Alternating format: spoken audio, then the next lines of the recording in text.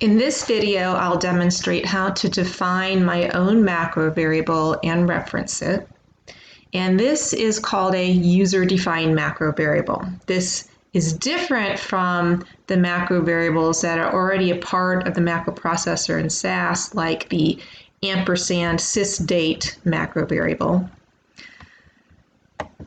As a reminder, a macro variable is a tool to allow us to substitute text within a program. And we'll begin by looking at a program that has several references to the same make of car.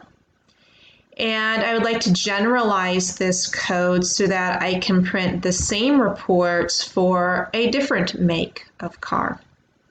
The data set that we're dealing with is in the SAS help library. It's called cars. I've opened it up here to the left so you can see all the different types of variables that are in it. And for make, we're talking about things like Chrysler, Ford, Chevy, BMW, that kind of thing. In this piece of code, I currently do not have a macro variable. What I do have is a proc print step where I will just print out the Chevrolet vehicles that are in the data set, and then a proc means step where I will find the mean highway gas mileage by cylinders for those same Chevrolet cars. Let's go ahead and run this first, and then we'll talk about generalizing this with the macro variable. All right, so I see all my different Chevrolet vehicles, and they have various number of cylinders. Some are 8, 6, 4 cylinders. And then below, we've got our means table that has the mean gas mileage for cars with the various number of cylinders. And I've got a total of 4 references to Chevrolet in this piece of code. And I'll highlight those for you.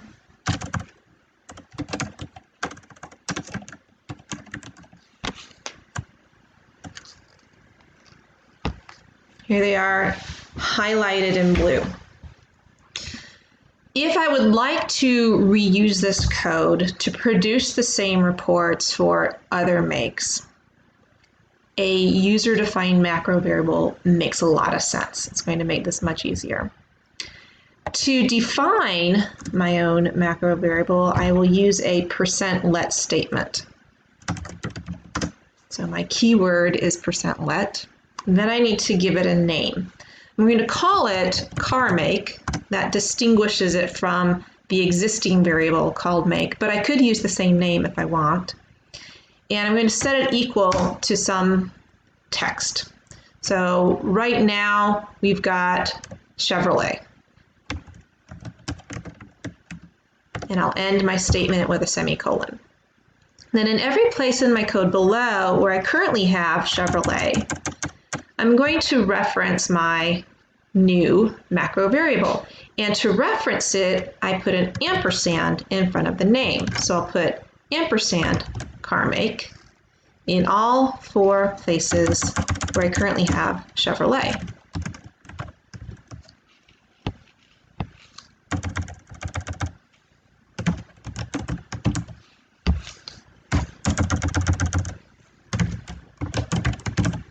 And I will run this piece of code.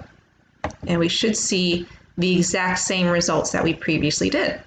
My title has Chevrolet in it because SAS made the substitution for us. It substituted the word or the value Chevrolet wherever I had ampersand car make.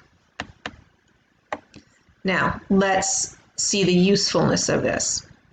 I'd like to create the same reports for the Fords in this data set. I will make my replacement in 1 line of code rather than in 4 places.